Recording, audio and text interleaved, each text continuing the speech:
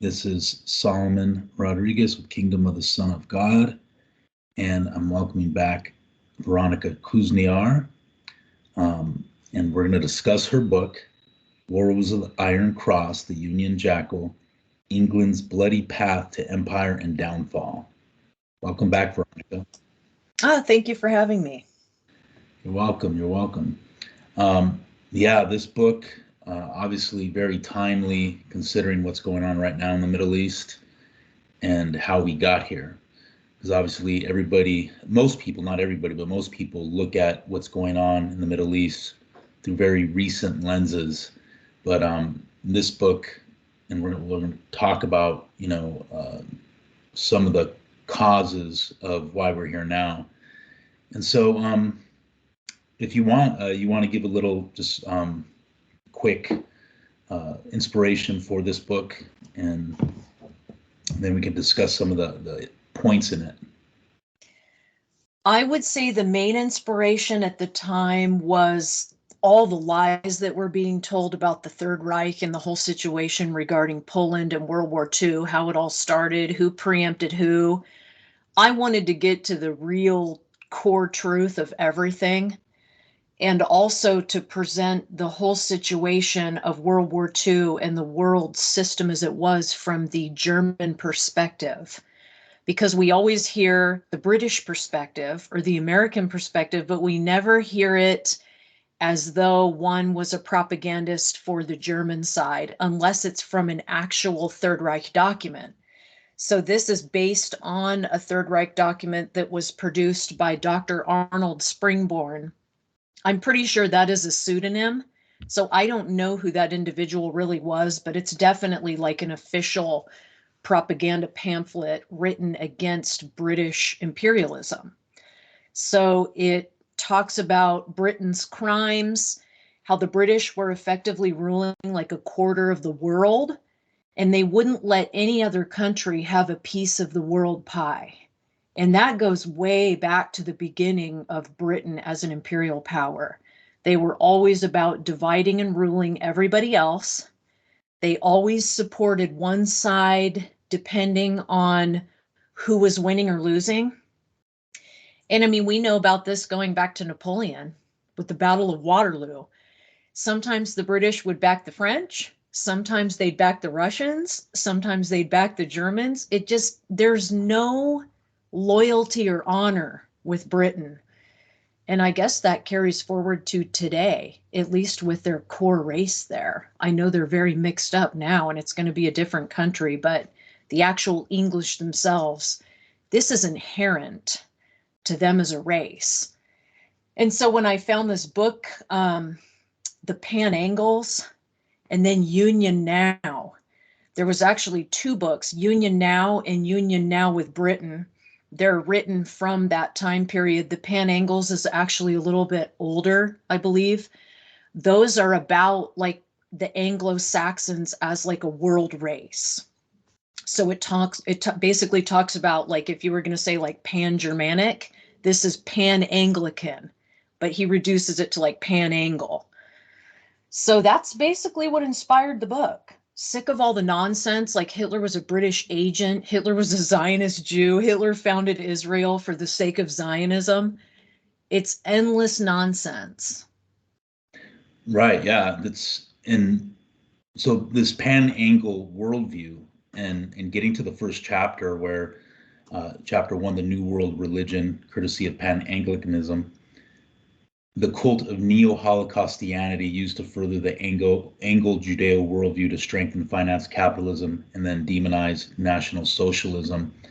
It does seem like the Holocaust is now in the West has replaced like the cross. So like the cross of Christ used to be the kind of, the taboo that you didn't want to deny in public. But now it's the Holocaust. The Holocaust has largely replaced that. And how do you feel that this Holocaust religion is being used? What's the goal for these angles in terms of using the Holocaust as a propaganda tool to strengthen their worldview, and then, of course, as I say here, demonize National Socialism? Yeah, originally Britain was very concerned about its own power, but since the Jews have ingratiated, it's more about Jewish power. And to this day, the Jews effectively rule Britain and the United States. So you kind of have to differentiate then and now. Now it's almost 100% Jewish, which, I mean, the Holocaust didn't even really come into the public discussion until the Jew, I think it was Frank Collins, but his real name is Cohen. He marched in Skokie, in a town that was like pretty much a vast majority of Holocaust survivors and elderly Jews. That was deliberate and systematic to get the Holocaust into the public narrative. Very bizarre. I don't know if Frank was used. He seems like a decent guy. He writes a lot of pro-National Socialist books and whatnot, so it's very weird. It's like, was he kind of genuine but then got used, or was he really like some kind of psyop? Was he some kind of patsy? But that Holocaust thing does not start until that Skokie thing. And you can look at a chart, which my friend John put up for me on the screen. He says, look at how like the use of the word Holocaust doesn't exist until you hit like the 1970s. And then it's like an exponential rise on the graph. That's exactly the point when that started. So that, of course, was also a Jew that started that. And the Holocaust is now the linchpin of Anglo-Saxon and Jewish power. I would say more Jewish power, but the Union Jackal, like that whole argument by the German that wrote that pamphlet that the book is based on, the whole like relationship between Jews and Anglos is so brotherly, if you will, that you almost can't separate the two. And so they've become essentially synonymous. So when we speak of Anglo-Saxon power today, it is Jewish power and vice versa. So without this moral pillar upon which the United States, Britain, and Jewry can hang their hats of self-righteousness, their right to rule is effectively void. This Holocaust myth is used to justify anything and everything America and Jewry does today. And are we not seeing almost daily in the news and whatnot, the Holocaust Nazis, Hamas Nazis, this is another Holocaust. Never again. Bibi just said on Twitter, never again. So the Jews have used this myth to extract resources from Britain, America, and of course, mostly Germany for decades. Israel is now the #1 recipient of foreign aid. It was Great Britain in World War II, and now it's Israel. Since that time, it's risen to the top. Germany's given them like nuclear submarines and heaven knows what else. We're arming them to the teeth. They got nuclear capability from us. The list just goes on and on. So this is why it's so important to expose the Holocaust as wartime atrocity propaganda. That's all it is. Right. And do you think that the power of this pan-Anglicanism, do you think it's shifted to the United States now, where it was Britain when they were at Yes, their peak, and now it's to the United States? absolutely. So, and that's one thing that's important to realize. Hitler destroyed the British Empire. He really did. He liberated India. The National Socialists and the Fascists, even if it was unwitting and unintentional, basically caused post-World War II colonialism or anti-colonialism to explode. So that's where you see the resistance starting in Africa, India, even the Zionists. They're like, this is our state now. And they started engaging in terrorism against the British Mandate government that was in there for like, I believe it was 1920 to 1947. So the fascists really inspired that. And a huge part of it was the Waffen SS, where they got free training. There were a lot of Arab troops, free training and military knowledge and use of weapons, etc., from the Germans. And that would also include Ukraine. But if we think back to the Iranian Holocaust conference, do you remember that? When they hosted that conference about the Holocaust and like they invited all these revisionists to submit their work? No, I That's don't. Tell me about okay. that. Well, Yeah. if you just probably Google it, Iran hosted a conference for revisionists to undermine the Holocaust. And this is exactly why they did that, because without that tale, there's no basis for the Jewish state. So the destruction of the Holocaust undermines Israel's right to exist. Iran knew that. They know that. So that's why they hosted that conference. And we need to understand that that's why they always point to that Holocaust every time something happens to Jewry. I mean, even if it's like the attack on Jews by this mob in Russia, it's another Holocaust, it's another pogrom. If Jews are having their posters torn down by students, harmless students at a university where we're supposed to have free speech, it's another Holocaust. It's got to end. Right. And what I've noticed is no other genocide matters. And if you bring up another genocide within the context of people discussing the Holocaust, it Mm-hmm. quickly gets shut down, whether it's the Holodomor in Ukraine, 1932 to 33, or whether it's the Armenian genocide. Those things quickly get shut down, and you'll be even accused of again being anti-Semite for bringing up other genocides because they're interpreting it. Obviously, they're gaslighting as you diminishing what they supposedly went through. Yes, and they call that Holocaust diminishment, Holocaust relativization, and it's like they call it denial, but like in a almost like a strange way. Like you're denying the Holocaust, but you're doing it carefully by comparing it to other genocides to try to minimize how massive it was. It wasn't massive. It didn't even happen. It did not happen. uh, just the amount of research that has gone into it. One need only read The Hoax of the 20th Century by Arthur Butts, any of the works by Friedrich Berg. He's the one that I used to work with, and he was my personal friend before he passed away. He did all the diesel stuff. It just, I mean, Fritz told me, he said the amount of actual physical or real evidence for the Holocaust could fit in a shoebox. It just isn't there. So this is why they're always saying, well, Hitler ordered it with a wink and a nod at the dinner table. No, that's not how it works. And I do point out an interesting little technique that the Jews do. There is a book about the gypsies, and I can't remember the title off the top of my head. It might something like the gypsies in Nazi Germany or something like that. That author, Gunter Levy, is a Jew. And what he does is he completely undermines the gypsy claim to genocide in World War II and says it never happened. They were never genocided. That is a myth, a hoax. However, he doesn't apply his same research methodology and findings to the Jewish Holocaust myth.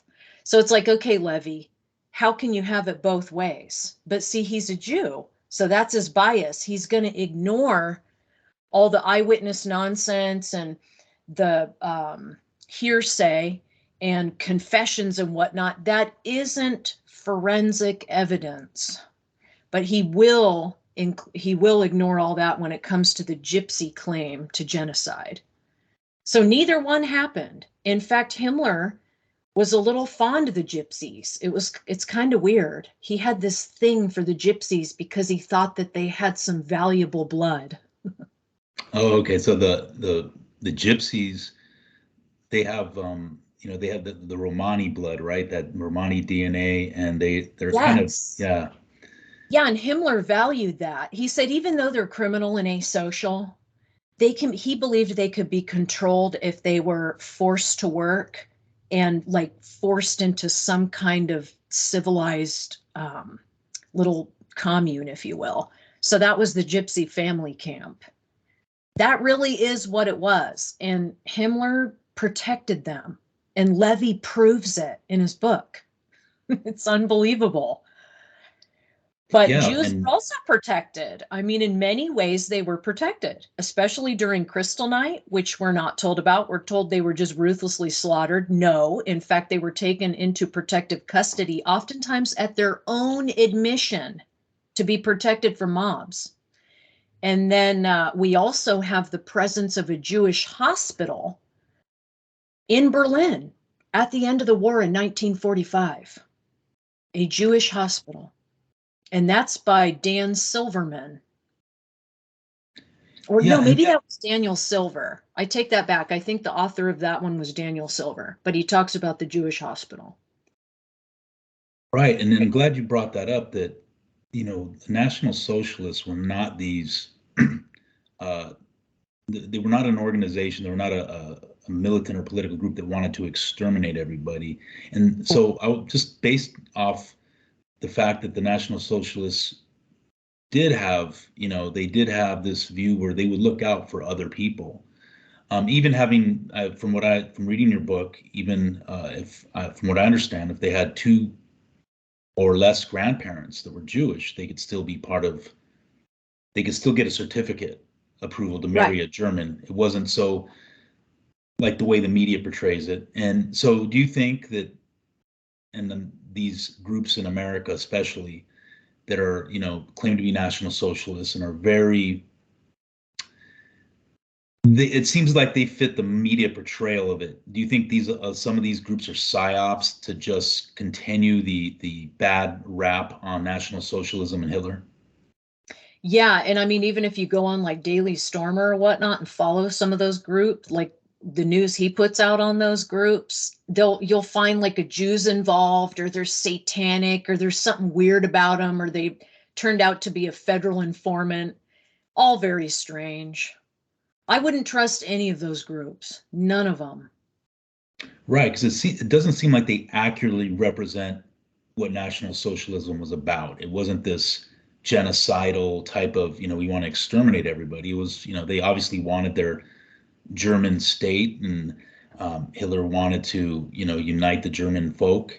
But he Mhm. also, obviously, they were realistic. Like you, and Right. even in the book, it says that later that kind of Nordic motif, they had to kind of subside from it because they realized they were already a mixed people in terms of, European mixture. They weren't a pure Nordic Right. people, right?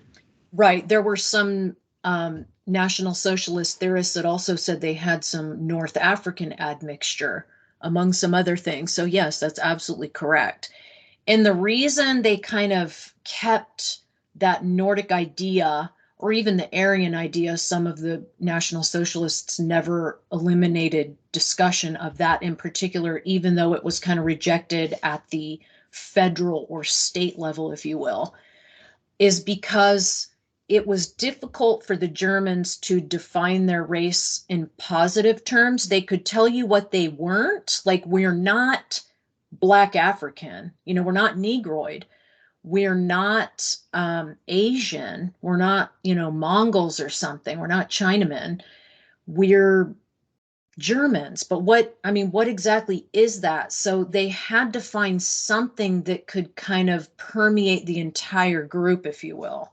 They didn't want to just define themselves as a nationality, even though that's really what Nordic meant in practice.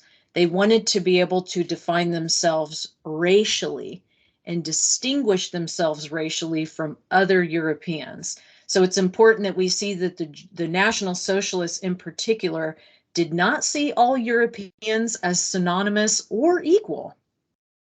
Right. Yeah, that's definitely true. And you know, it's kind of the thing today is, and we'll talk about it another day. I know you have a video that I'm very interested in discussing you with, is all the different races and just within the European peoples and the school, Mm-hmm. the phenotypes and all that. That's a really interesting discussion.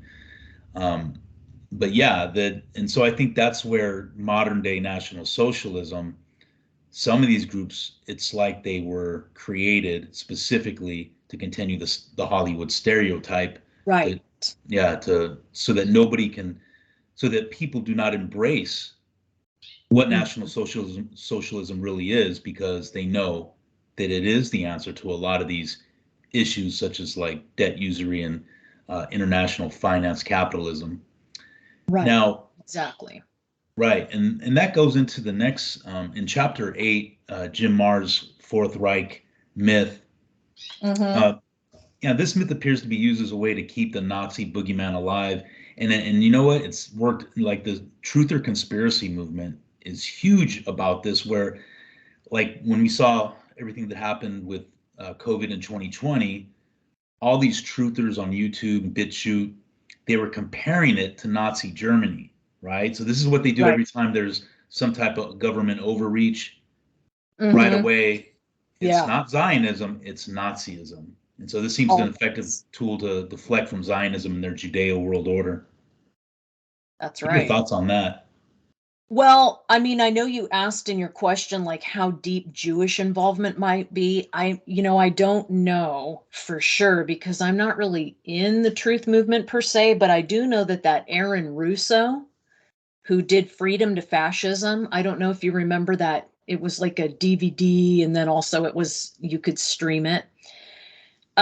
He created that whole, I think it was more of a video, it wasn't a book, but that was such a big deal. I'm like, who is this guy? Well, he was born in Brooklyn into a Sephardic Jewish family, originally from Italy.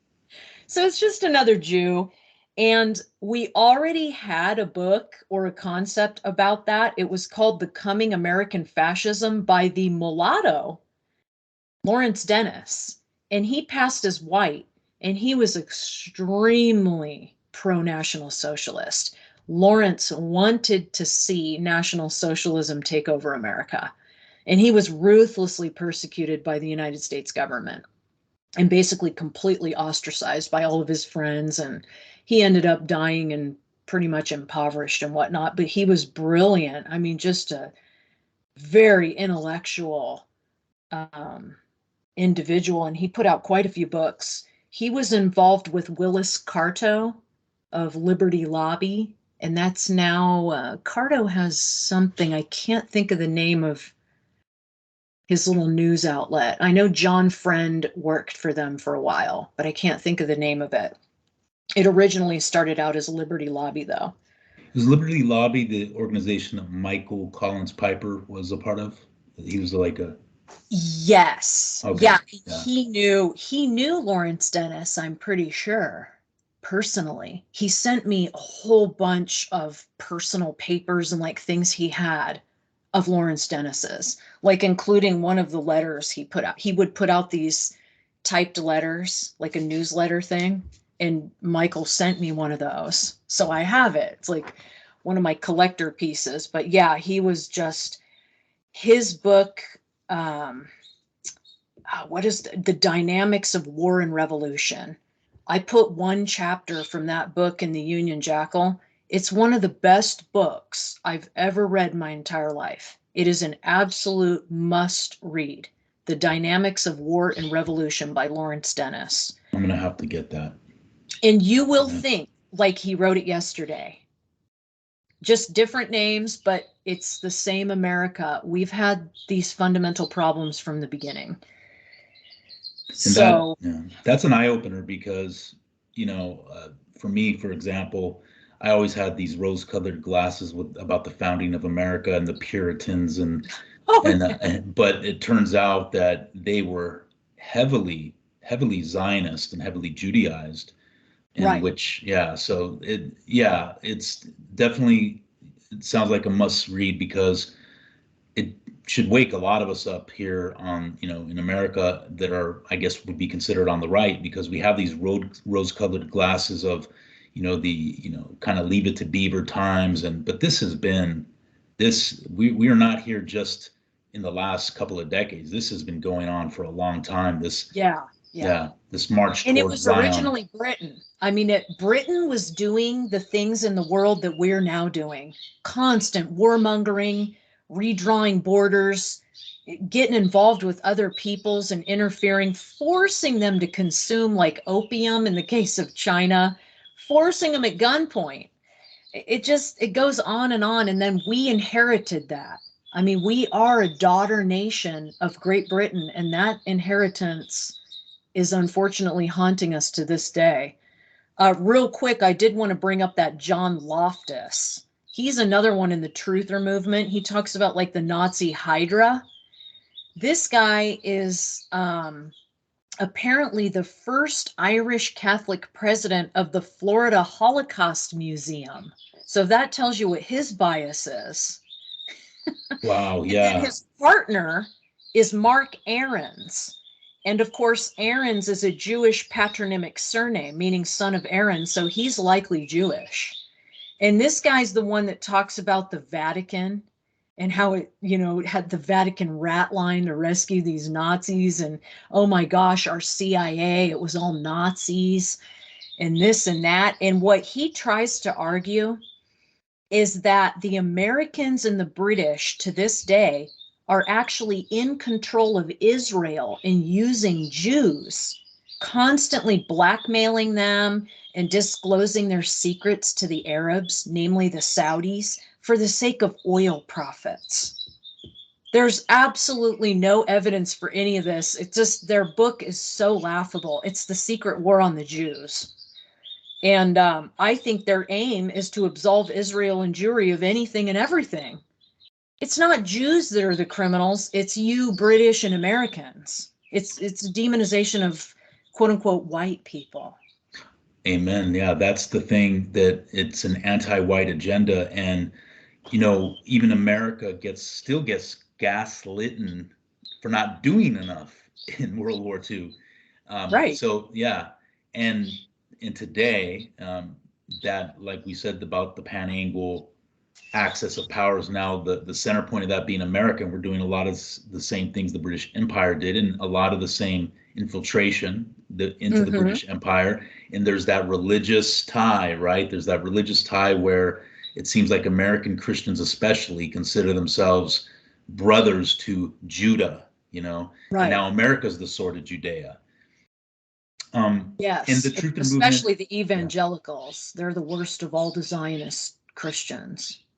yes, it's pathological, because when you talk to a Zionist, a Christian Zionist, an evangelical, they will say all the right things in terms of, let's turn the other cheek, love our enemies. But when it comes to Israel, they are quick to support Israel's genocide, what's going on now, and they cheerlead it, and they're gleeful about doing it. So all those principles that they would exclaim that you have to do as an American, as a white person, goes out the window when it comes to the Jews. That's right. And the Truther movement, even whether it's intentional or unintentional with some of them, it's what they do. Every overreach is Nazi. Every overreach is Nazi, instead of them pointing out, oh, it's Zionist. Yeah. I mean, even Alex Jones does that. Oh, Hitler, the Enabling Act. It's always, or the Reichstag Decree. I'm so sick of it. Yes. And of course, that's discussed in the book in detail. The Enabling Act and the Reichstag Fire Decree. Not what we think. It's a very complicated story. Right. And even, Bill Cooper, who a lot of truthers look up to him, and I did too. Even he defended the Jews and shielded for them. Right. Yeah. Now, in chapter 13, where it talks about Hitler and Freemasonry, obviously there's, and people to this day will accuse him of being a Freemason, but his actions contradict the accusation. And, even the goals of National Socialism go contrary to the goals of Freemasonry. It's like two polar opposite worldviews. What are your thoughts on that and that accusation of Hitler? Oh, yeah. The Freemasons, they were actually the second most persecuted group after the Jews. So, and they'll endlessly whine about this in their publications. They claim 200,000 dead as a result of the National Socialists, which I think is grossly exaggerated. It's complete nonsense, but they want to have their own little mini Holocaust in there. But the fact is, the Nazis and fascists both. In fact, Franco was the worst against the Masons. They raided their lodges, they exposed all their publications, and they shut down their movement. Mussolini was actually the least virulent against the Masons, and they effectively brought him down. There was an assassination attempt on Mussolini by Freemasonry. So he was too lenient on him, and that's part of why the Italian movement fell apart so much, so like it really fell apart. Whereas, I mean, if you look at Spain under Francisco Franco, that stayed fascist. I mean, I think it was still kind of fascist in the 70s or even the 80s. They didn't persecute former National Socialists and whatnot either. We must recall that Leon Degrelle lived in exile in Spain. So there's a book I put out called World Freemasonry Unveiled. That's the English translation. It's an original Third Reich publication put out by, that was put out by, not Der Auf, was it Der Aufbau? It's called The Structure. That's like the German name for this organization. I think it's Der Aufbau.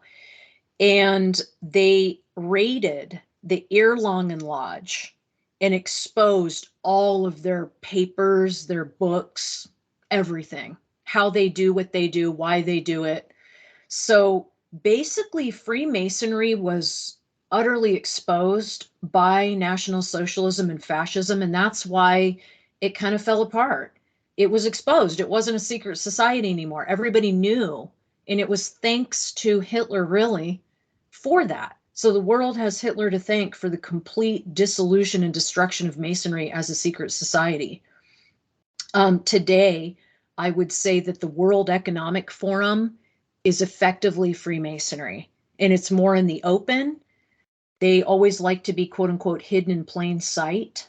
So still very much Freemasons, adherents of that liberalistic worldview, but more out in the open and very bold.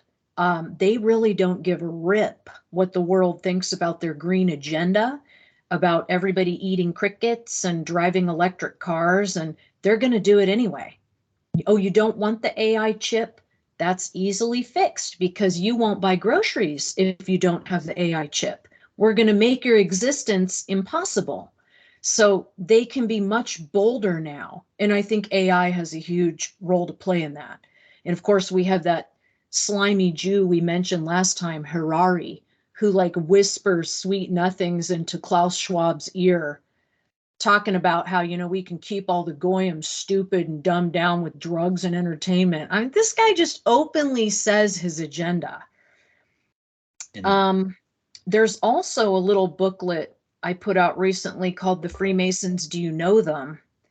And this is a translation of an anti-Masonic essay that was in Der Hoheitsträger, which is translated as The Sovereign. And that was from a 39 National Socialist publication. So this was like constantly put out to the leadership. Masonry is not okay. It's completely opposite of what National Socialism is all about.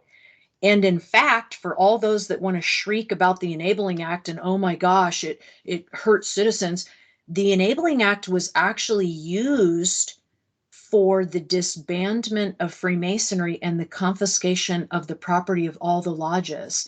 It was used almost exclusively against the communist KPD, the Social Democratic SPD, and Freemasonry.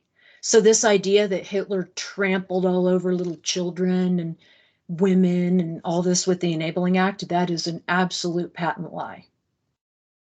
Right. And then these accusations, again, it's more deflection because, a lot of these accusations are from people in America and the Truth Movement and Christianity. And really, it's more likely that their church has some connection to Freemasonry if it's a big denomination, because their goals actually align more with Freemasonry than do National Socialism's, because Freemasonry has this King Solomon model with the whole temple, and it fits perfectly with what the Christian evangelicals want as a temple in Jerusalem and this return of a Jewish empire that they believe they had in the Old Testament. Mm-hmm. So again, just more deflection and more, and a lot of times I think a lot of this stuff by the Truther movement, accusing Hitler of being a Freemason, and this Fourth Reich thing is just throwing basically paint at the wall. Let's just mix everything together and call Hitler everything, not making a distinction between, even with fascism and National Socialism, there's differences. So, but it's just like people will repeat these things. Right. Yeah. And it's interesting because in fascist Spain, Being a Mason was automatically punishable by a minimum jail term of 12 years, and anyone who was an 18th degree or higher usually faced the death penalty. Franco did not mess around. And again, I think that's why fascism in Spain never really went away. It just kind of devolved over time. Now, Spain today is, of course, part of the EU, and that's how the quote unquote Freemasonry took it over. The EU is basically Freemasonry as a government body. So we have to think of it that way. And Freemasonry was so integrated with the British royalty and the crown that they are synonymous. And that's really important. And it's one of the driving points in the Union Jackal. We must not see them as separate. They're so integrated.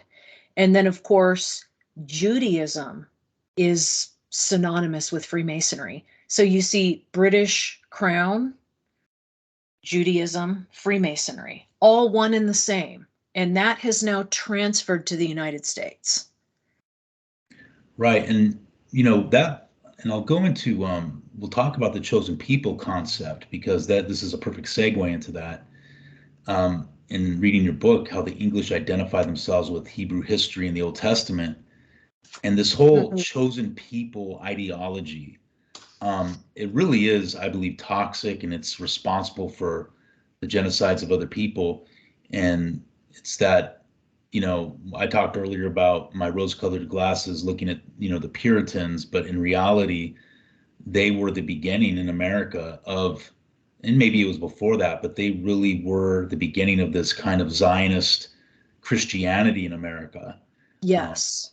Right, because that, like you said in the book, the Jewish English capitalist spirit emerges from Calvinist Puritanism, which results in materialism and the demonization of the poor, which is contrary to the teachings of Jesus. But this is what you experience today in churches who have, largely now in America, most churches have a large Calvinist influence, and it is that kind of the what they call the Protestant work ethic, and God is, if you have this in the book where you have this opportunity to make more money, more profit, as long as it doesn't violate your conscience, it's a sin to not take that opportunity.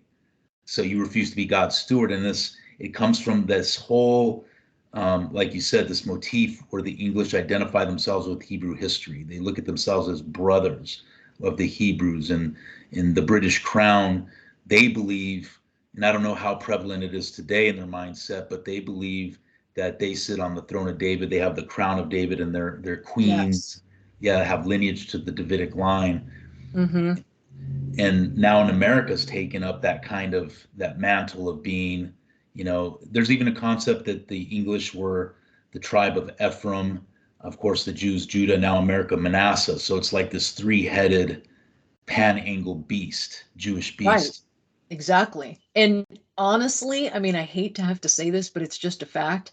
When pan-angle falls, like when America falls, Jewry falls with us.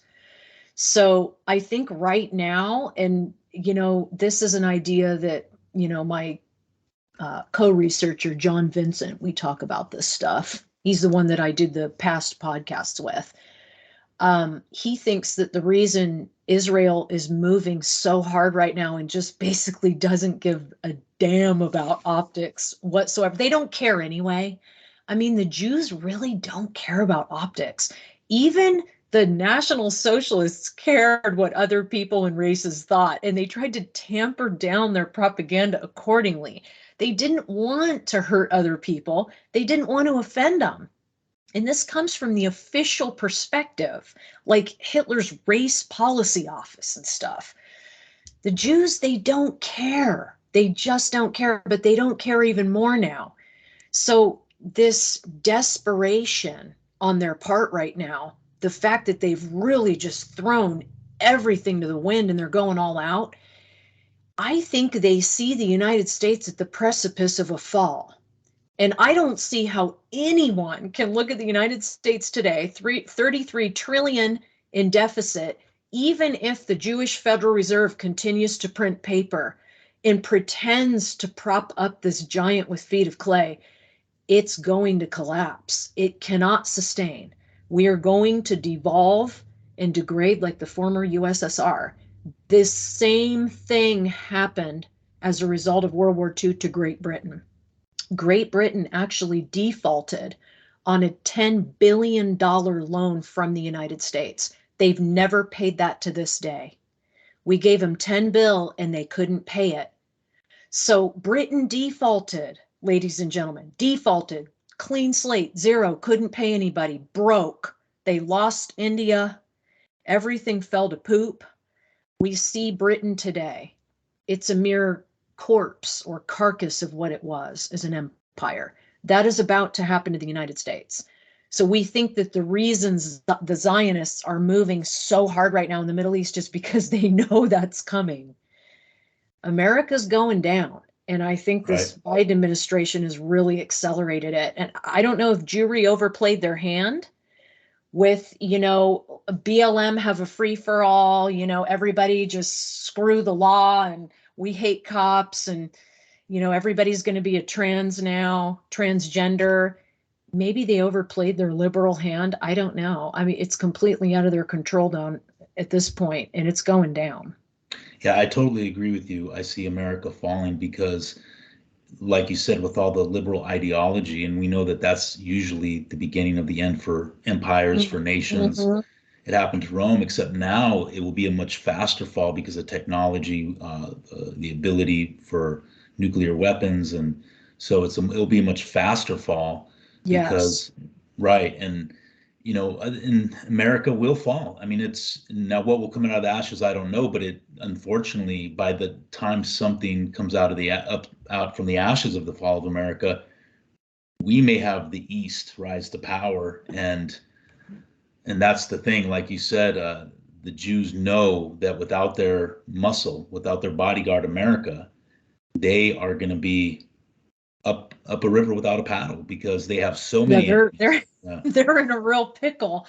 And at this point, it's like I don't know how they don't see that they're causing the Arab world to unite on the idea of the persecution of Gaza. And I don't think that any thinking Arab is looking at that and going, that couldn't be me. Yeah, it could be you. And they know that. They know this could be me.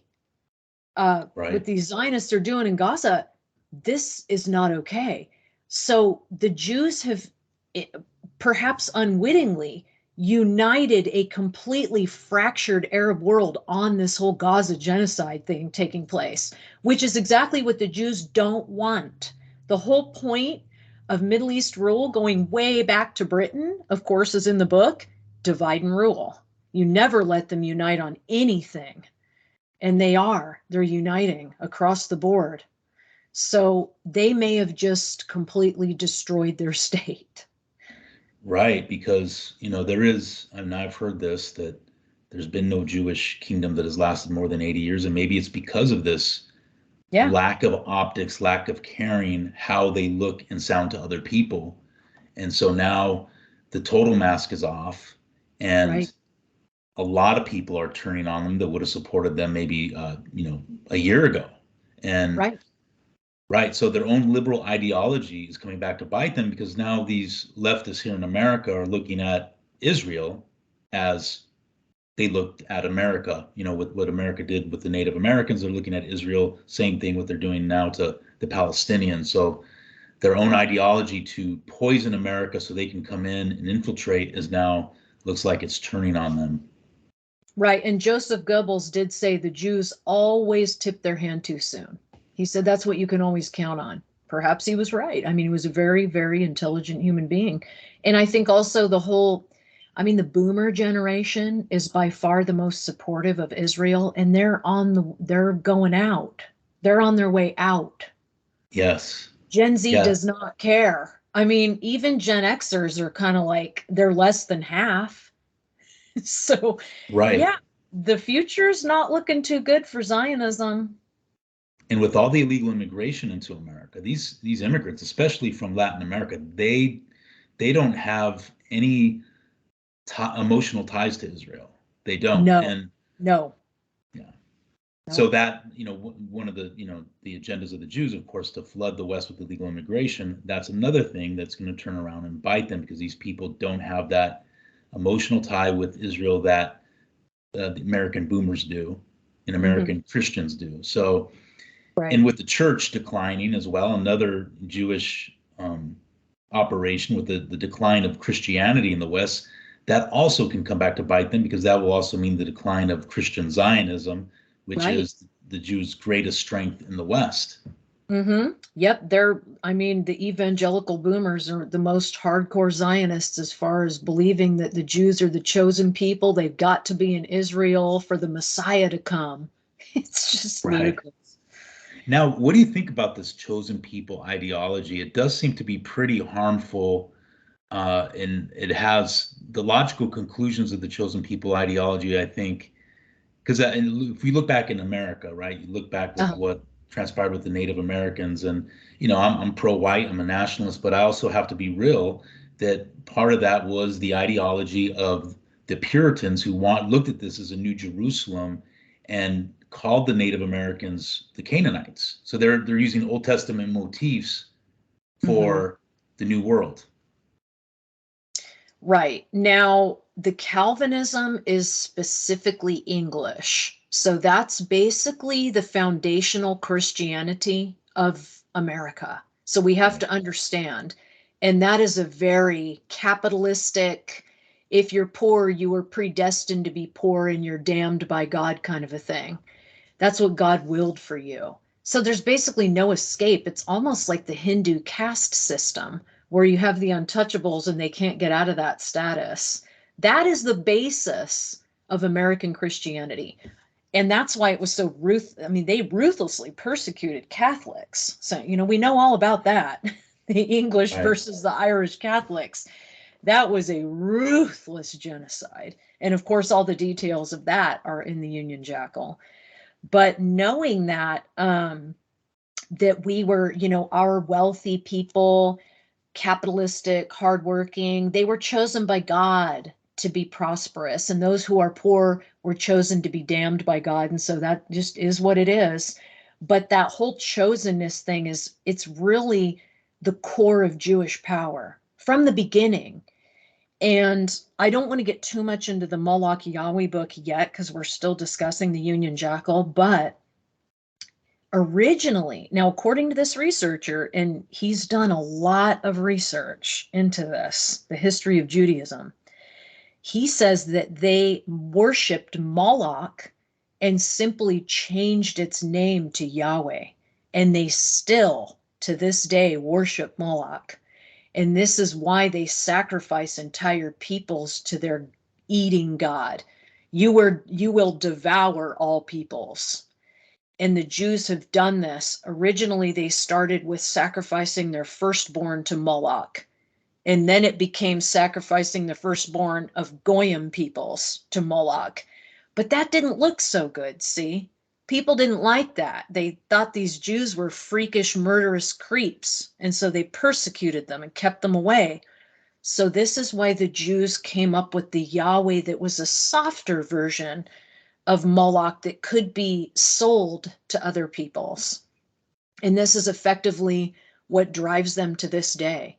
They were chosen by Moloch to rule over all peoples, destroy them if needs be, but never to be ruled over by other peoples. And that's the core of it right there. You've been chosen specifically by your god Moloch. And now that they have the power that they have, like you said, I believe they've overplayed their hand, because they have this resentful hatred towards the quote unquote goyim, specifically Right. white people, who Mm-hmm. they will use these motifs like, we're Amalek or we're Edom. And, I think that's something Christians have to really get rid of, this chosen mindset, because Yes. even Christians that aren't Zionists, I've done it at times, we use these motifs, and it's really, I believe, when you take these motifs of chosen versus non-chosen to its logical conclusion, we end up with what we see today in Palestine. Right. Now, getting to chapter 20, the Christopher John Bjerknes Cardell thesis, Oh, yeah. and yeah, very weak case. And so, what do you think? What do you think his motivation is for this theory? Okay, so Bjerknes, we have to understand he's Jewish. I think he's technically a half Jew. I'm not sure about that Henneke Cardell, but this guy, it could have even been a pseudonym. I don't know. But he put out that book like, was it Hitler was a Zionist agent or something like that? I have the book and I read it. It's the worst case I've ever, it's just pure hearsay and conjecture. The entire book. There is absolutely no evidence whatsoever to prove that Hitler was either Jewish or Zionist, like in the sense of being like fervent Zionist. He was a Zionist, but a very reluctant one. And it's really important that people understand that Hitler, first and foremost, wanted to send the Jews to some other location. He knew back to Mein Kampf and other discussions he had with Otto Wagner. And this is assuming Otto Wagner was, 100% honest in his conversation recollections with Hitler, which he is a very reliable source as far as can be determined. Hitler knew the problem that would be the world's problem if Jews were in Palestine. He knew this, so he didn't want them there. The problem is there was a worldwide Jewish boycott declared against Germany, fledgling Germany, where he had just taken power. Ruthless international boycott to bring that country down and get him overthrown from the beginning. I mean, this was even stirring before he got in the door. So the Jews planned this. And guess who came along to rescue Hitler and save him from that boycott and help out? The Zionists. Right, right. So they blackmailed Hitler. He was absolutely blackmailed. And in order to save his country from a massive worldwide boycott, led almost exclusively by the Jewish War Veteran Association in the United States of America, he had to reluctantly work with them. He originally wanted the Jews to go to Madagascar or somewhere in the east. Stalin himself had a plan to put them in Birbijan, and Hitler was all about putting them, in that marshy place in the east, wherever, but he actually cared about habitability. So there were teams of researchers and geographers that were sent to Madagascar and some of these other places to make sure they could support the Jewish population. That's how evil Hitler was, okay, everybody? So evil. And Poland was, of course, part of that. But guess who poo-pooed that plan? France. They said, absolutely not. And isn't it interesting that France was effectively run by a Freemasonic government with plenty of Jews in there? So this is where I try to get people to think, okay, if you had Jews in the United States, Britain, and France, and in Poland, Poland had a massive Jewish population, absolutely massive at the time. Why would they oppose Jews going to Palestine? So were they all united? No, they weren't. Of course they weren't.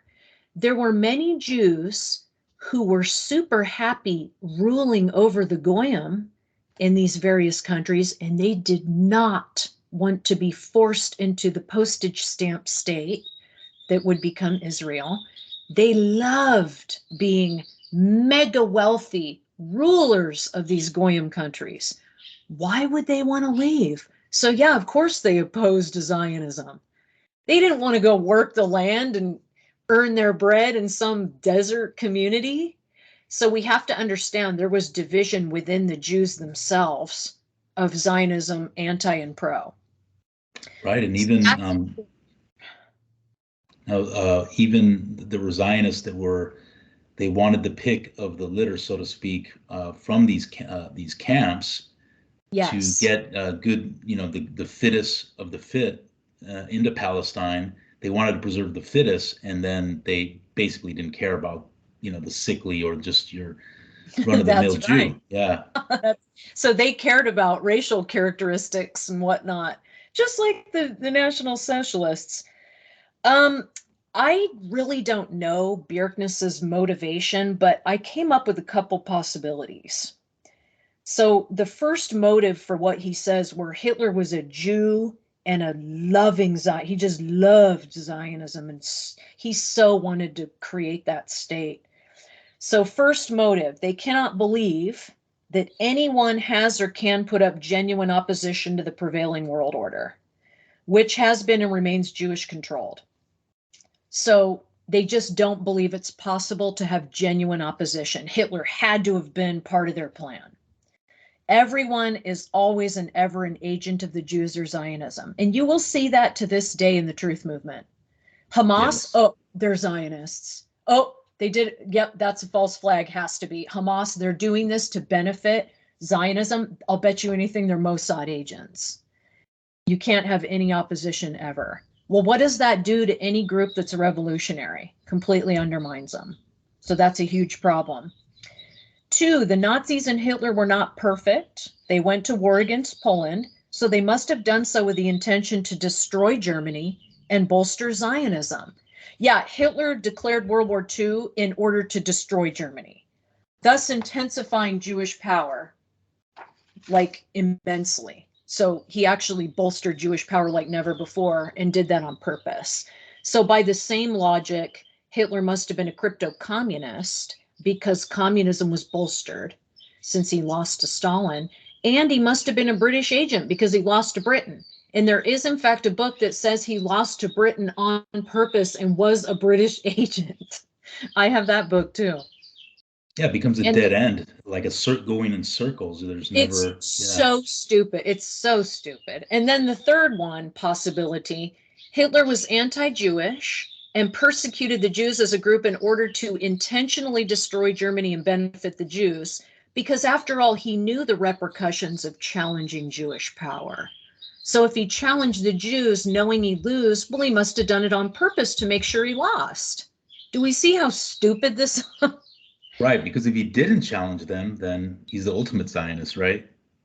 Yeah, it damned if he did and damned if he didn't, according to truthers. Well, if he did challenge them, then he was a Jew and a Zionist agent. If he didn't, well, he was just a screw up and a weakling. What a loser. He wanted Jews to win.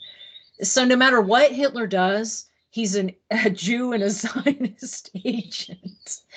But of course, we have to understand that if you believe the Holocaust story, as it's officially told, 6 million Jews roller coastered into crematoria, then I can see how maybe people would think, well, if Hitler did that, then, that just cui bono. I mean, he definitely didn't benefit from that. So again, because it makes the Jews the ultimate victims of all time of any person or race in human history, right? There's nothing worse than the Holocaust. It is like the ultimate crime against humanity. That's how it's packaged and sold. So again, we have to understand how important it is to dismantle that tale. Right. Because even the United Nations wants to use it as an education tool so that people don't forget, Right. genocide, so that people Never don't, again. yeah. And nationalism is pointed as one of the dangers and that could lead to another Holocaust. So it's That's right. demonizing nationalism, and Yep. of course National Socialism, because it's nationalism is one thing, but National Socialism along with that solves the economic problem. It's the answer to Jewry usury, so they Yes, have to demonize it. that's right. Yeah. So this, the Bjerknes thing again. It's all part of that mindset of the truther.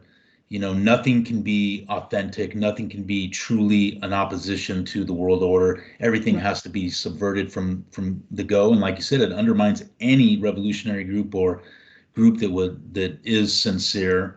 And it becomes a never-ending cycle of, oh, they're a Fed, they're a Fed, they're a Fed, or Right. they're as the closet Zionists or whatever, communists. Right. And it suits it.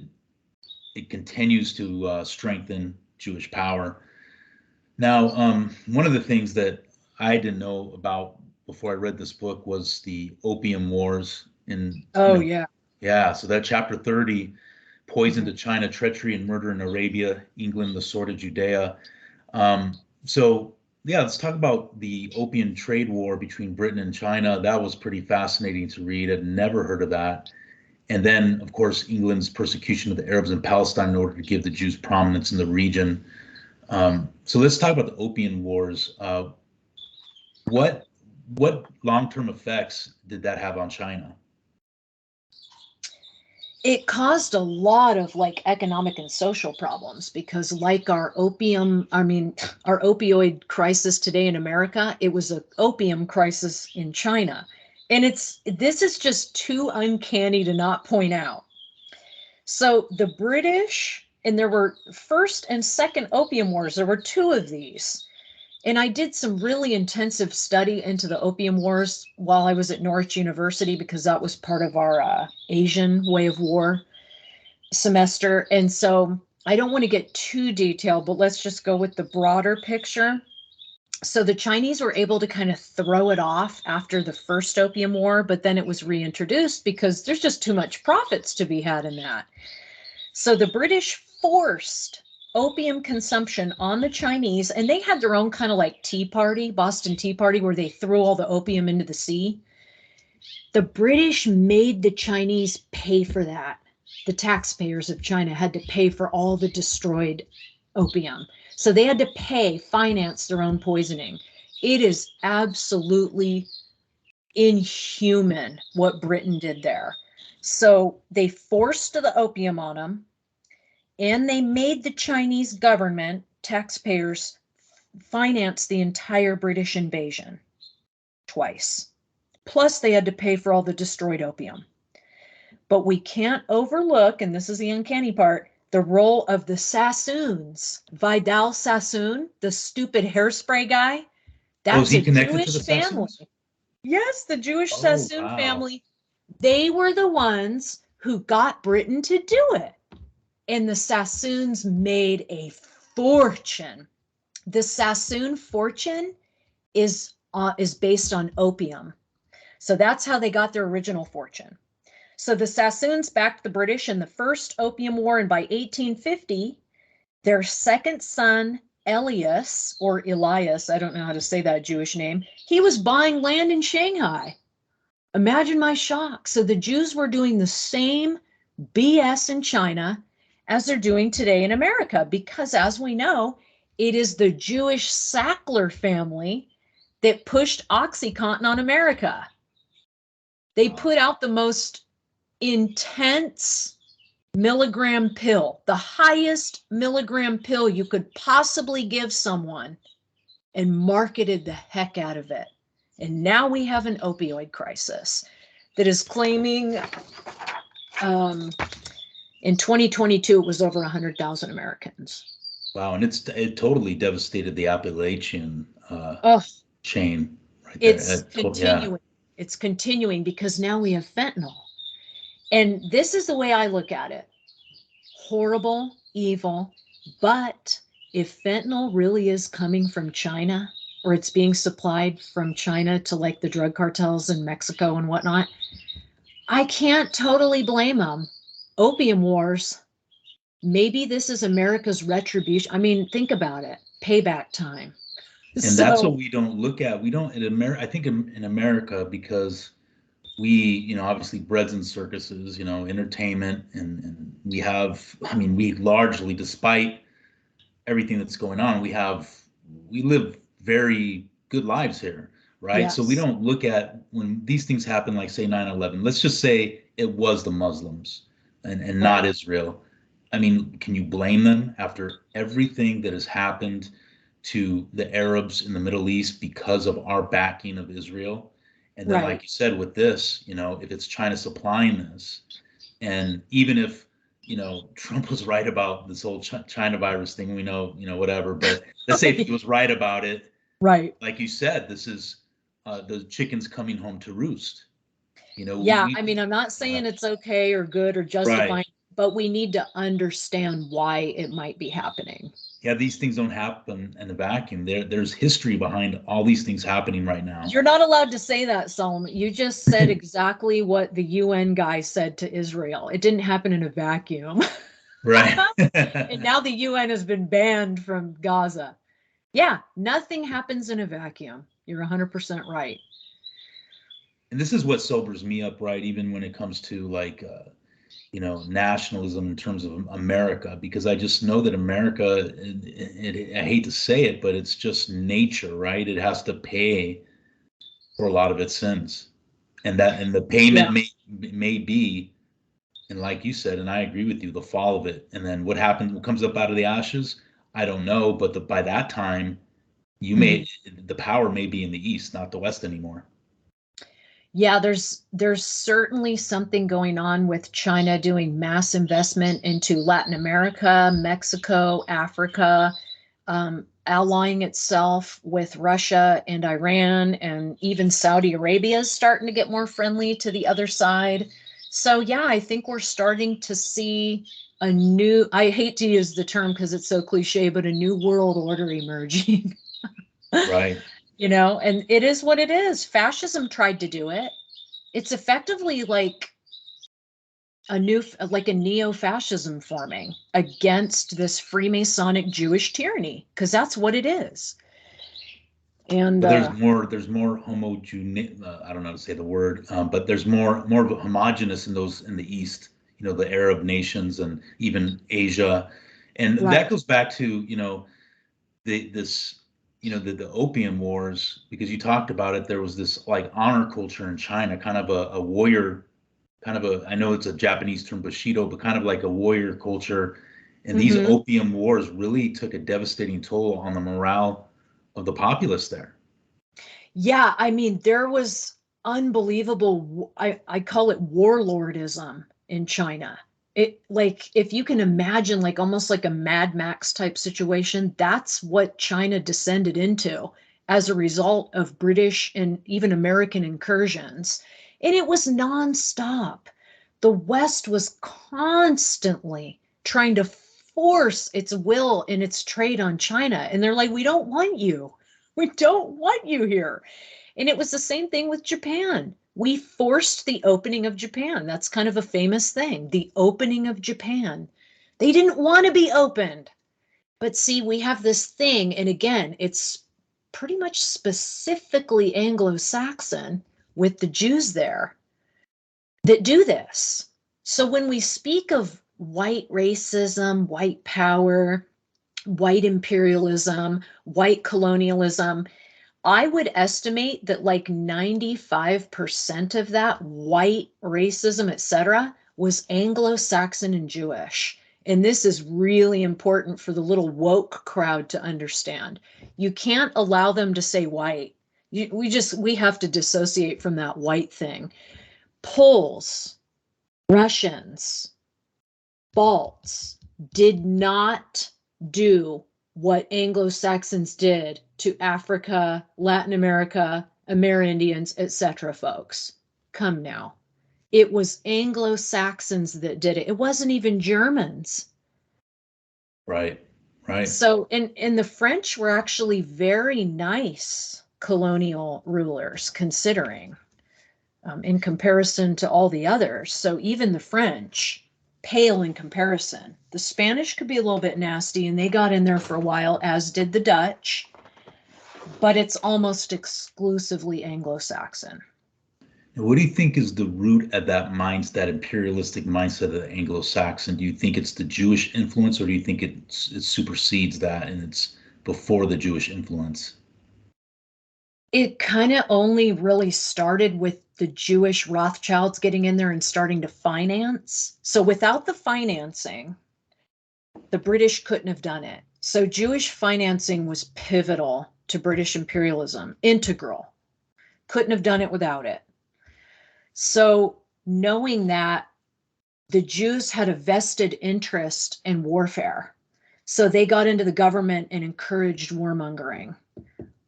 Disraeli talked about how the world was his oyster, which he could open. I mean, it's just like unbelievable. And he was the prime minister. He was a Jew, folks. Right. Yeah. So again, the two are synonymous, but I would say that the Anglo-Saxons do have kind of an inherent warmongering to their race. I think it's a genetic thing, because what they did to the Irish, it's almost hard to read. Like, you can't even believe, like, I'm looking at the English today and going, how are these people capable of this level of just atrocity and horror and deprivation against the Irish? What motivated them? And the only thing I can think is, even if you don't account for the monetary part, just greed, it's a racial thing. Right. And this is, I think you made a good point earlier with this, getting away from this whole white thing, because it's not as simple as that. That's not how it's looked at within your different European ethnicities, Right. because of these things that have happened just recently, you know. Mm-hmm. Yeah. And then, Yeah, of course, real quick, the British poisoned Arab leaders. Like, they poisoned several. They'd like, they would have like a British agent, and they'd put like some kind of poison in their tea or their coffee and then sit with them and act like, oh yeah, we're friends and we're negotiating. And then the Arab would drop dead. This was a regular thing. And then Churchill just loved strafing people and bombing them from the air.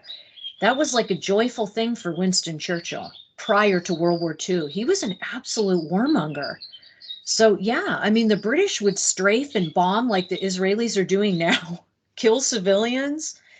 That's the Arab experience with yeah, Great and I Britain didn't, and Jewry. It goes yeah, way back.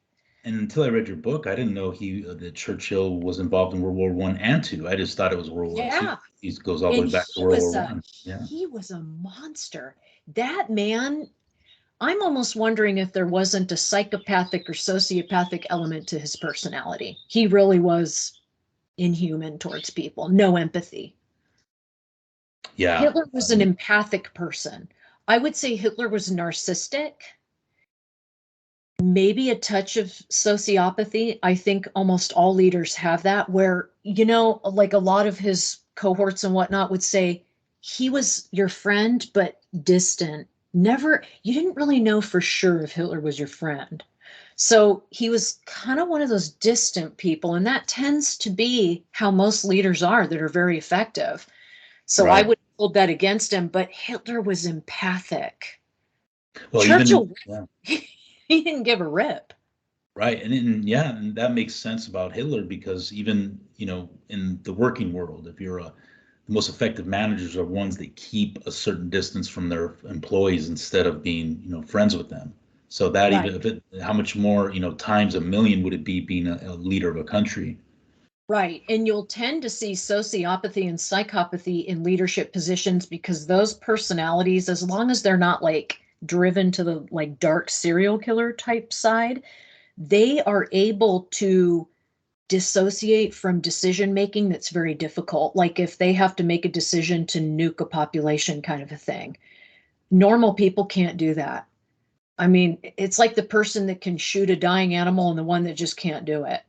There's something about that, and there's a reason it persists. That is a desirable trait in leadership, or it wouldn't be there. And this is kind of a continuous thing. So I don't hold that against leaders. I think they're all a little strange. But then you have George Soros who thinks he's God. Yeah, the God complex. Yeah, he's a nutcase. The only difference between God and George Soros is God doesn't think he's George Soros. That's right. Now let's call him by his real name, Georgi Schwartz. George Soros. No, no, no. They always change their names. Yeah, Yeah, and then just real quick, we must not forget that the British were in Palestine from 1920 to 1947. That was the British mandate. And so when Hitler started sending Jews after the blackmail through the Havana Transfer Agreement to Palestine, there were about 70,000 that were directly transferred.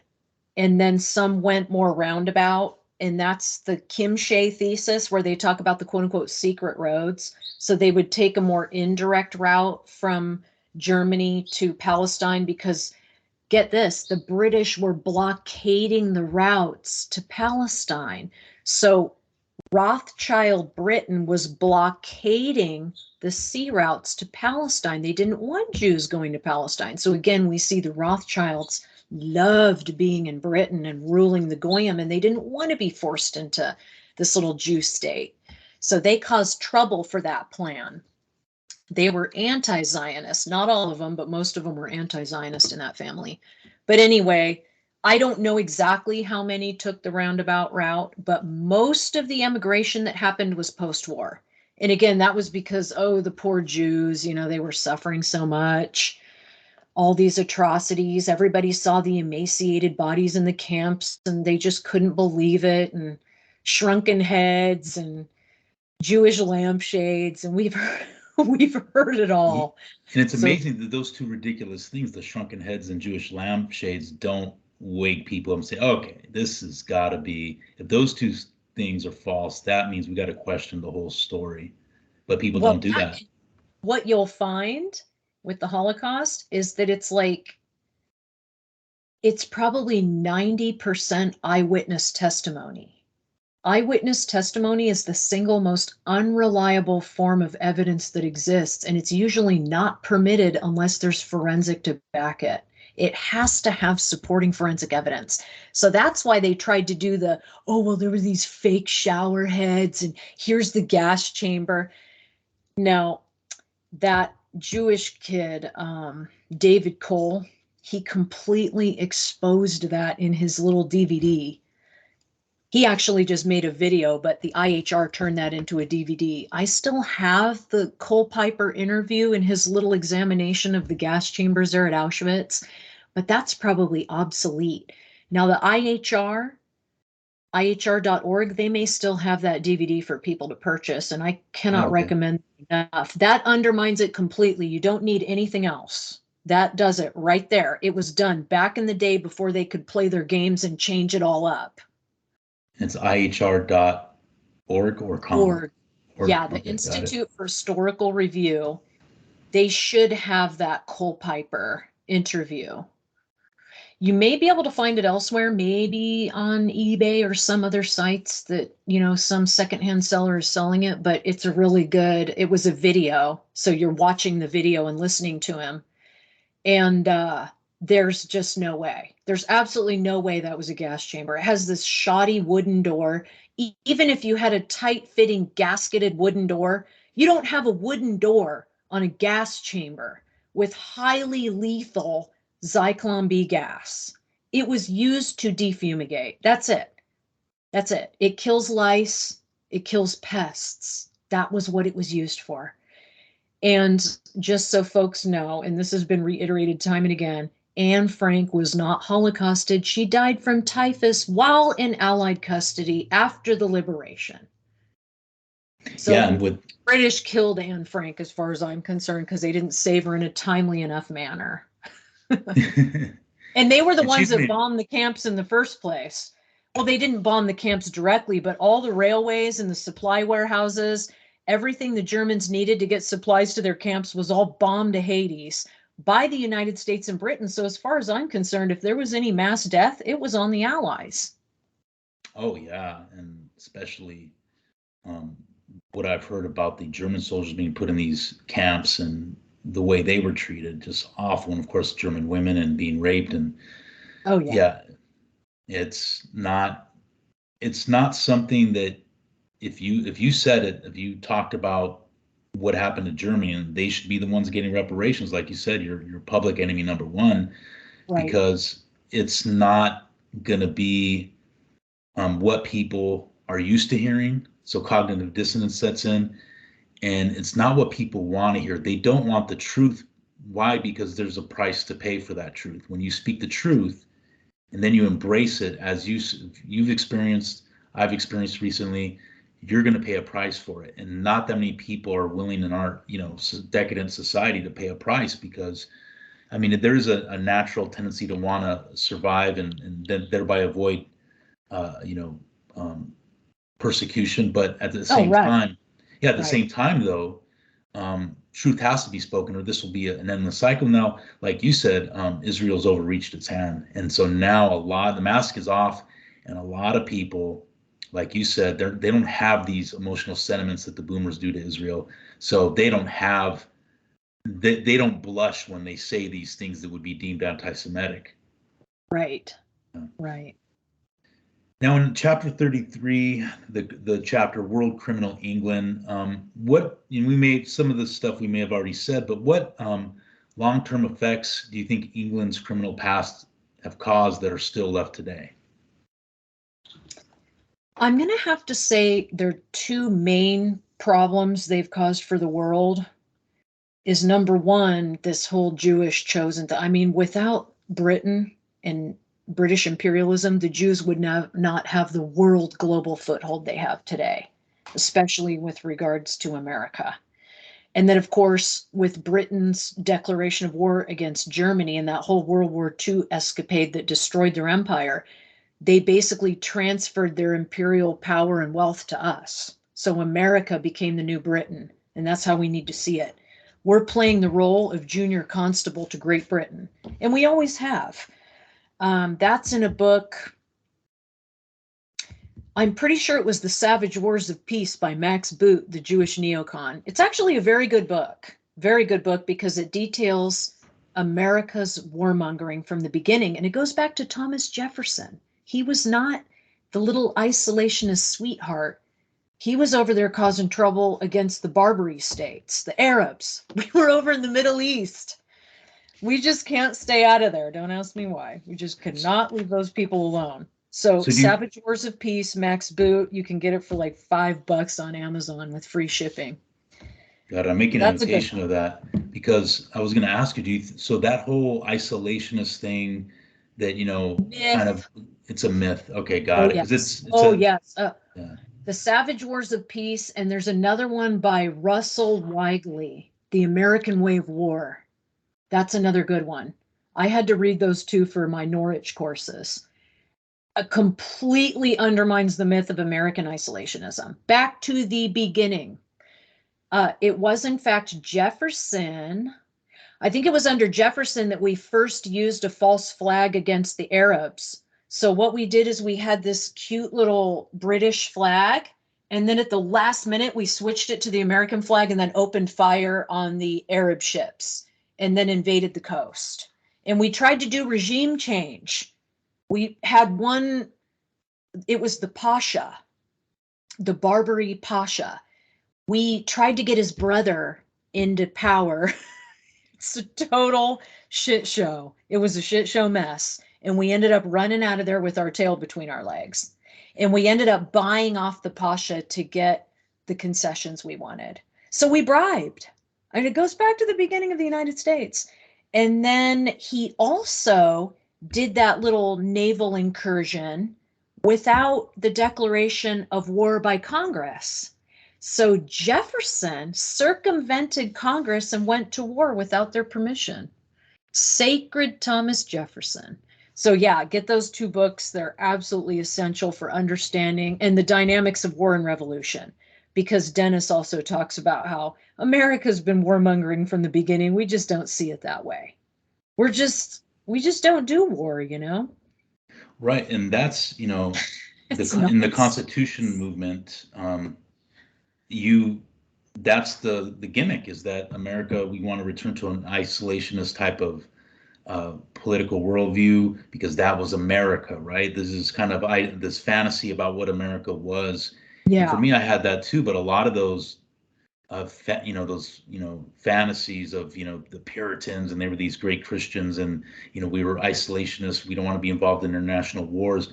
That was just all a myth. And the reality is we've done that from the beginning. And we've greatly, we Americans, even to this day, largely live good lives compared to a lot of other countries yet. But now, as you mentioned, and I mentioned, the chickens are coming home to roost now. That's starting to come to an end. I think just the inflation and everything, we haven't even, folks, you just don't know. 800,000 children died in Germany at the end of World War I. And they had the hyperinflation. We're talking about like 100 million marks for a loaf of bread. We do not know anything about suffering. I hope that doesn't happen. I really don't. But we may just rot slowly like the Soviet Union did. And then all of a sudden, remember, the wall came down and we're like, wait, what? There's no Soviet Union? It was all just a facade. It was pure facade that they kept telling the world, oh yeah, the USSR is doing just fine. No, it wasn't. So we're a propped up facade right now too. America is definitely on the way down. Um, I would Everybody say has to be honest also, and admit that when they see it, it's just evident. Yeah. yeah, and then also we have to think, okay, the US is only 245 years old, and Britain ruled India and divided it up. They partitioned India and made it into India, Pakistan, like Burma. There's a few others. I can't remember all the different states that the Mughal Empire, former India, was turned into under Britain. But they literally just drew lines and said, okay, here's all these new states. India, you don't exist anymore. They were in there for 200 years. So and this is the second legacy of Britain that I think is bad, on top of the whole Jewish problem they've exported all over, is capitalism and industrialism brought to countries and forced on them that weren't ready for that process. They weren't ready for those developments. Whether it was IQ, racial, it doesn't matter. They just weren't ready. And now look at India. It's a mess. It is an Yeah. absolute tragedy of a capitalist democracy. Tragedy. We forced, and I don't even want to say we, Britain forced them to consume democracy, capitalism, and industrialization. And it's been nothing but a nightmare for every country they've done that to. We're seeing Well, the fallout to this day. well, yeah, and even I don't know if it was in this book here, Wars of the Iron Cross, the Union Jackal, or one of your other books, might have been I'll Be on Zion United, that at least in Africa, Christianity was used as a spearhead. The missionaries were used as a Oh, yes. spearhead Oh, to bring in yes. capitalism. Right. You Yep. know. Now, We yeah, go can, ahead. I was going to say, we can finish up with the Moloch Yahweh. Yeah, let's do that. Yeah. There's just one little part. I mean, this kind of goes along with what we just said, because this is at the basis of their whole chosenness and what the way they're acting today. So there's a chapter in here and it says, you will eat all peoples. Now, of course, he's not literally talking about you Jews are going to eat people like cannibals. He's talking about destroying peoples. And just look at what the Jews have done wherever they go. When they went to Russia, Soviet Union, they completely destroyed it. When they got into the Roman Empire, they completely destroyed it. Greek Empire completely destroyed it.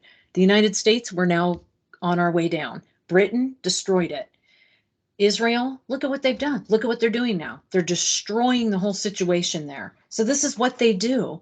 And this is like, it's the curse of the Jews for following Moloch, but then he also blesses them because he says, as long as you follow me, you're going to rule all peoples. So it's like this worldly promise that you'll always be the rulers and you'll never be ruled.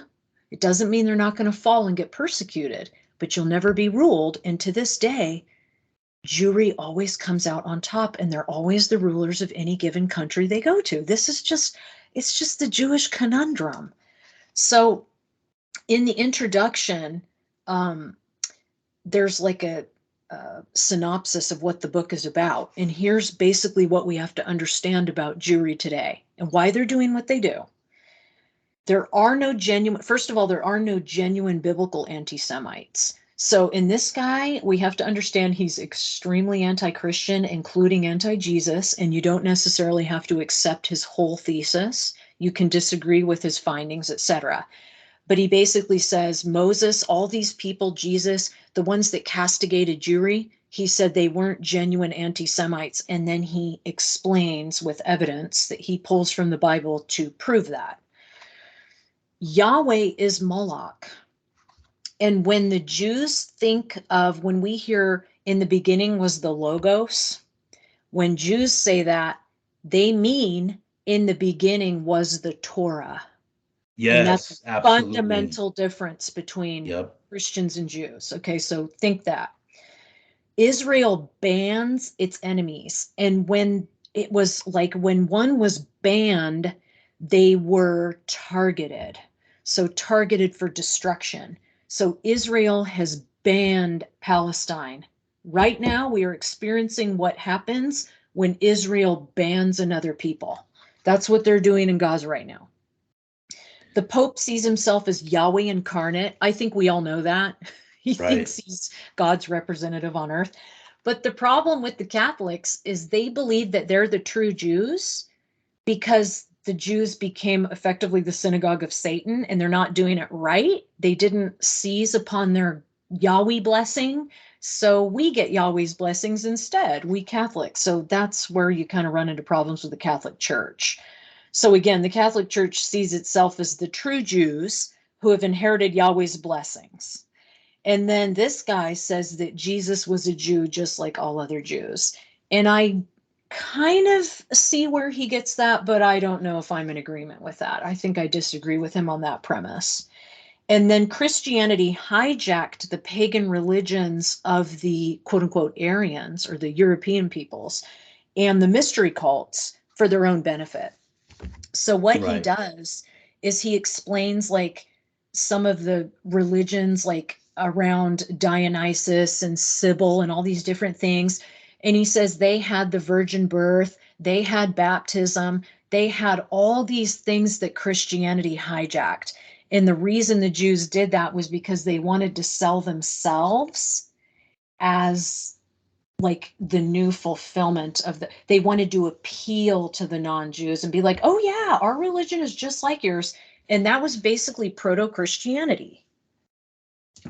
And Yeah, then it there's went from there. syncretism, I think they call it, where the Catholic Church was really known for doing this too, is going, when they would conquer these pagan ethnic tribes, they would adopt some of their holidays. All Souls Day is one of them. It's Right. Samhain, a Celtic Right. holiday. Yeah, Right. exact same process. Yeah. Right.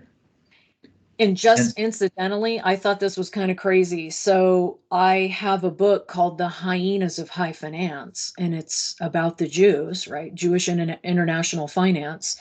And then the Union Jackal. This author in his book, and it's a literal translation from the German, he uses the terms hyenas and jackals on page 49. Like, just a cool coincidence. right. And And I never come across the book until now. So there you go. Synchronicity is what they call that. yes. And yeah, and that's the thing too, is this, and this is where, you have groups now. I don't know if you heard of Christian Identity, and you Yeah. have groups, yeah. And I think that why I shy away from it, I do, just from reading the Bible, I do believe the Israelites were white and Jesus was white, but I I stay away from this identity thing because I feel like that's even part of the delusion, is, or part of the subversion, is to claim their identity. It works in their favor, like, imitation is the best form of flattery, and so I think even adopting that and saying, well, we're the true, Jews, like you said with the Mhm. Catholics, that's also playing into their hands. You think you may Right. be, yeah, you're like, oh no, we're the true Jews. See, we're anti-Semites because we're the chosen people, but you're really playing into their hands by doing that, because Right. You're you're adopting copying their Judah. worldview. Yeah, exactly. And that's kind of what it's about. The whole process of the Jews undermining those religions and then pushing their quote unquote Christianity, or he calls it Yahwehism, was to get non Jews to worship the Jewish God and be under the Jewish God's rule. It's subversion. Right, So it's an because interesting take. I mean, I think people should read it, even if they are Christian, just to have a little bit different perspective on it. It doesn't mean you have to go, oh, my faith is over or whatever. right, Just another perspective that can give you more insight. I think that Moloch connection is solid. And that right there is enough for me. That is very powerful. And it's well and sourced. Their God right, is Moloch to this day.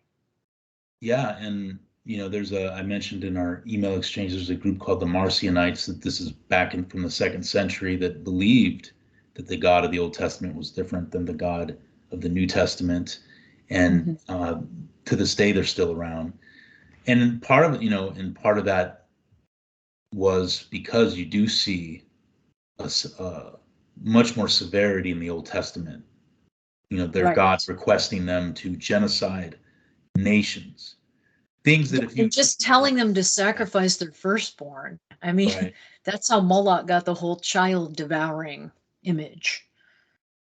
Right. And, so yeah, I mean, if you're strong in your faith, it shouldn't shake you, because you should see that this is like we talked about earlier. We're here now because of history, and part of this history is this ideology, this Moloch ideology. And you hit the nail on the head, because when I talk to Christians that are Judaized, like these Hebrew roots Messianic people, that's how Mhm. they interpret the John 1:1. In the beginning was the Torah, not the Logos. Yeah, and Totally that's changes Jewish. everything. That's totally Jewish. He Yeah. calls it the Memra Yahweh.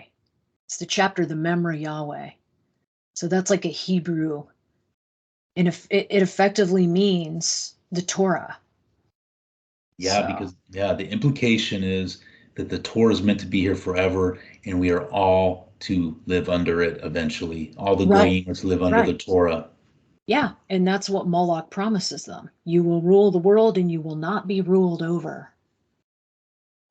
Yeah, and now we're seeing, and you made a good point that Jews always come out on top. Meaning, so if Israel falls along with America, which I think is going to happen, then it just may be another couple hundred, 300 years where they come back again. They're not going That's right. away. That's right. They just keep doing this cycle. Yeah, It's unbelievable. right. Well, Veronica, it's been a great discussion, and Yes. I'm going to put this on my BitChute channel, a couple of my YouTube channels. One YouTube channel's on. I got a ban for another week, so I'll have to wait a week to put it on there. But you know Right. how it Okay. goes. But This one will probably get you a ban. yeah, yeah, that one. So I'm used to losing channels now, so that's why I have a different channel. So if I lose one, then I got another. So Yeah. yeah, And and BitChute's safe. I mean, that's a good one. yeah, BitChute's good. Not as user friendly, but it's still good because you have more freedom of speech. And Right. yeah, with YouTube, you really got to watch it. They'll ban you for the silliest things too, even if it's not like what you would think controversial. Um, so yeah, do you have any final thoughts before we close? I guess that would be it. I mean, after rereading the Union Jackal, I'm like, wow, that is actually a really good book. People need to read it. Oh yeah, It's probably my most like intensively researched since the Gleiwitz incident was more research, but that's because it was so intricate. But this is probably my most well researched, like in depth, so many sources, bringing it all together. It's a book that brings it all together. We talk about how Stalin approached the Allies and was willing to offer 1 million troops if they would ally with him against Hitler. So, this whole idea that Stalin, he was just this innocent little victim stabbed in the back, it's the biggest myth ever. I argue that the two effectively preempted one another, but it was such a tit for tat thing in the East. Nobody can possibly say that Hitler was the sole aggressor there. Just total nonsense. yeah, And then on top of that, Stalin had 35,000 tanks. I believe that was in 1940, was it 1941 or 42, when Hitler met with General Mannerheim. I believe he was from Finland. He told him, yeah, 35,000 tanks. He said, when I heard that, I wow. thought they were talking ghosts. I mean, And 35,000. and Hitler only had 7,000, right? Tanks? Was it It 7,000? was it something like that, but Yeah, they relied almost for the most part on horses, if you can believe right. it. And Yeah, I saw I talk that. about that in one of my books. I don't remember which one. It might have been in the Hyenas of High Finance. Yeah, I But did it's read I must did read read. those statistics in the Union Jackal too about the horses, the amount of horses that they Okay, it might have been in yeah, that. yeah, It might have been. Yeah, the whole Blitzkrieg thing is largely myth too. Yeah, myth. right. What's so incredible, and I think it's in the first chapter, was actually, and this was put out by an historian back in like the 50s or something, 40s or 50s. He said what we should be thinking of is how close Germany came to winning with how underdog, like just it was so stacked against. He said it's remarkable what they achieved. Yeah, and that whole Blitzkrieg myth, they probably use it to make look at Germany, how powerful they were, how aggressive, and they lost, but really, like you said, they were the underdogs. They basically took on the entire world and almost won. That's amazing how, yeah, and that should really be a lift for the National Socialism ideology, because it's when people really believe in a cause is when they fight the best. That's right. And that's Yeah. what it was. Yeah. You can't get that when you're a bad person. When you're a No, true dictator that's oppressing, you don't get that kind of support. So yeah, that whole thing just completely undermines all the myths about Hitler. exactly. Yeah, definitely. And in America, for example, we talk about leadership and having that the personality of keeping distance from the people that you're ruling. In America, it's weird because it's like this, like really, at least superficially, it's like this. We're all like, we all love each other. We all, all our politicians, they're very emotional the way they speak. They put on this kind of facade of emotion. Yet you have a military now that's very, according to the commanders and the lieutenant generals, is very soft. Yeah. Yeah. Yeah, it's weird. And then I think my final thought is that don't like discount what Jews like Ben Shapiro say when he basically says if Israel's abandoned by anyone, we're going to do Samson option. I think they Right. really do it. They are Yeah, insane. I do too. They're basically saying if we don't get to keep Israel, we're going to blow up the entire world with. I mean, everyone just sits and accepts this. This is a mad dog. That's a mad dog. That's a psychopath there. Yeah, These and people are unhinged. Christians love that guy. It's Oh, isn't amazing. it incredible? Yeah, Just nuke them all. You're like, you just don't understand. You don't yeah, understand the implications of that. yeah, and like you said, they will do it. They're not empty talkers. They'll nuke Europe. Yep. They even said that it might have been, was it Max Boot? It was one of those neocon nutcase authors that said we have targets in like every European capital. Samson option. We'll blow y'all to hell. You better not undermine Wow. Israel. These people are people eaters. You will eat all peoples. That's exactly what the book is talking about there. Oh yeah, You, I definitely have to get the Moloch and Yahweh book. oh Big yeah, time. it's a winner. I've already read it twice and I'm like, oh, that's a great little book. Well, speaking of that, is there if someone wanted to purchase one of your books, what's the best way to do that? They need To to get a go hold to of you. the website. So you can either just email. All the orders have to be email because they're all printed secretly. Right. That's how Got it it. has to be. So the website. And I'll link your BitChute channel because I know that you pin your information there. So I'll link your BitChute channel to the once I upload this to my different channels, and I'll put it in pin it in a Okay, and comment. it's Yeah. it's wilkmotzipublishers.com, which is Polish, in fact. Oh, cool. Cool. So Yeah. yeah, And great books, guys. And I highly recommend um, this one's The Union Jackal, but also Albion and Zion United, Positive Christian, and I'm going to get the Moloch and Yahweh next. So, yeah, that's definitely worth it. It's a good one. yeah. Well, Veronica, thank you for joining me. And, hopefully we will have some future interviews after, Albion and Zion United. I'm looking forward to discussing that. And then Hmm. obviously the Moloch and Yahweh, after I read that, we'll have a Yeah, great discussion on that too. sounds good. I thank you so Yeah. much for having me. Oh, you're welcome, Veronica. You have a great day. Okay, you too. All right. Thank you. Bye. Bye bye.